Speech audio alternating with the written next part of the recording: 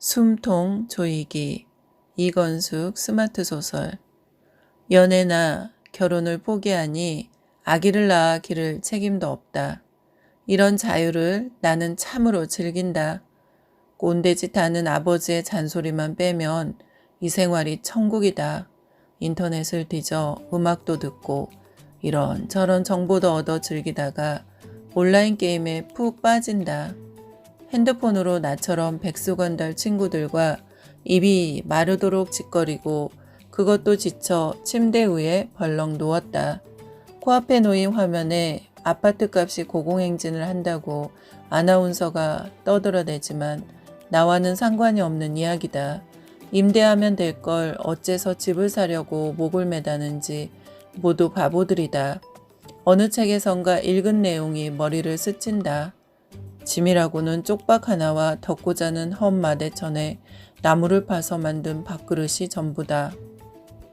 이처럼 현실에 적응하면서 모든 걸 편리하고 간편하게 해결하면 되는 걸 왜 모르고 나이 든 사람들은 빗구렁에 빠져 허덕거리는지 모르겠다. 나는 미미하지만 확실하게 느낄 수 있는 행복인 소확행을 즐기는 아주 평범한 사람이다. 지난달에 아버지와 다투고 원룸을 얻어 독립했다. 어머니가 뒤로 돈을 대주니 그것도 걱정할 필요가 없다. 집에 있으면 의식주 문제가 해결되니 편한데 아버지의 잔소리는 정말 끔찍하다. 30을 바라보는 나이에도 캥거루 새끼처럼 어미의 새끼 주머니를 들락거리면서 살지 말고 이제 두 발로 서서 내 길을 가라. 스펙을 쌓는다고 미국에도 다녀왔고 대학원까지 공부시켰으면 우리가 더 이상 해줄 것이 없다. 내 학자금을 대느라고 우리가 얼마나 고생한 줄 넌 알기나 하니? 구구절절 아버지 말은 맞지만 나는 글로벌 금융위기에 직격탄을 맞은 밀레니엄 세대라 아무리 애써도 일자리를 구할 수가 없다. 어머니 비자카드를 슬쩍 백화점에 가지고 가서 눈과 손에 잡히는 대로 마구 사들이는 것이 내가 즐기는 유일한 취미다.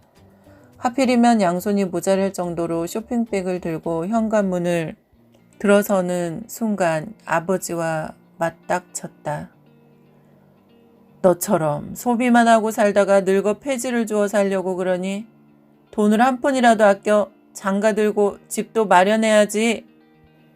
원룸까지 와서 야단치는 꼰대 아버지의 끊임없이 이어지는 잔소리를 눌러가면서 코트를 입은 채 벌렁 누웠더니 몸이 나른하게 밑으로 가라앉는다. 눈이 감겼다.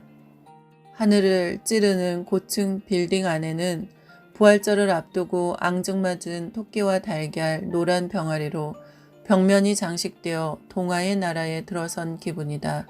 사람들이 눈에 띄지를 않는다. 갑자기 나를 거세게 밀치고 급하게 진열 상품대로 뛰어들어가는 청년으로 인해 나는 비틀했다. 그의 등 밑까지 내려오는 큰 자루가 무릎 언저리에서 출렁인다. 호기심에 그의 뒤를 따랐다. 그는 입을 굳게 다문 채 눈에 잡히는 물건을 마구 자루 안에 가득 집어넣더니 어깨에 메고 비틀거린다. 저 청년 금수저인가? 저 값을 어찌다 지불하려고 저러나? 나는 조총조총 그의 뒤를 따랐다. 사방을 둘러봐도 계산대가 없다. 청년은 당당하게 거리낌 없이 그냥 나가버린다. 나도 슬쩍 새로 출품된 엄청 비싼 핸드폰을 주머니에 찔러 놓고 나와도 아무도 말리지 않는다. 호기심에 들떠 다시 거길 갔다. 나도 그 청년처럼 큼직한 자루를 메고 말이다. 백화점이 내 원룸에서 가까워 걸을 수 있는 거리라 다행이었다. 그간 갖고 싶었던 모든 물건을 마구 집어넣은 자루를 원룸까지 나르는 일로 끼니도 먹을 여유가 없었다. 작은 내 방과 거실과 심지어 현관까지 나중에는 침대 위에서도 내가 마구 집어온 물건들로 가득 찼다. 모두 무료니 얼마나 신나는 일인가. 어깨춤이 절로 난다. 욕실 안까지 내가 마구잡이로 집어온 물건들로 넘쳐서 세수할 공간도 없다. 모든 물건을 돈 내지 않고 가져가도 된다니 도대체 어쩐 일로 내게 이런 기막힌 특별한 자유를 주었단 말인가. 나흘이 되자 피곤해서 팔도 들기 힘들어 나는 넘쳐나는 물건들로 가득한 침대 위에 기어올라 물건들 사이에 파고 들어가 새우처럼 몸을 웅크렸다. 내가 다니는 백화점뿐만 아니라 가구점도 심지어 먹거리 마트도 어디에서나 풀이다.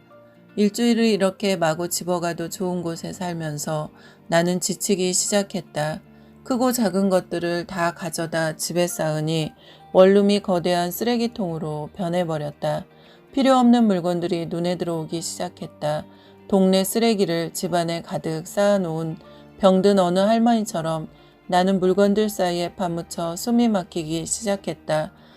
쌓아놓은 물건들 중에는 필요 없는 것이 대부분이었다. 그걸 버릴 쓰레기장이 없어 큰 골칫거리로 머리가 지끈거렸다. 창문까지 가린 물건들로 인해 창문을 열 수 없어 방 안엔 산소도 부족한지 숨이 턱턱 막힌다.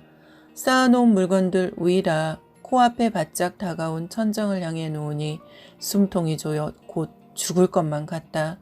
나는 물건들 틈을 비집고 간신히 원룸 밖으로 기어나와 무조건 멀리 보이는 산을 향해 뛰기 시작했다. 헐떡거리면서 산을 넘으니 사람들로 버글대는 장터가 나왔다. 거기 포장마차가 있어 휘장을 들치고 들어가니 회가 동할 정도로 배고픈 걸 느꼈다. 뭘 드시겠어요? 주문하세요. 앞치마를 두른 늑수그레한 여인이 선택을 하라고 묻는다. 떡볶이와 순대 2인분 그리고 어묵이요. 돈을 내라고 손을 내민다. 안주머니를 뒤져 10,000원짜리를 지불했다. 따끈한 어묵 국물이 목줄기를 타고 내려가자 나는 너무 행복해서 몸을 떨었다. 오징어 튀김을 먹고 싶지만 돈이 없다. 그래도 숨통이 확 트인다.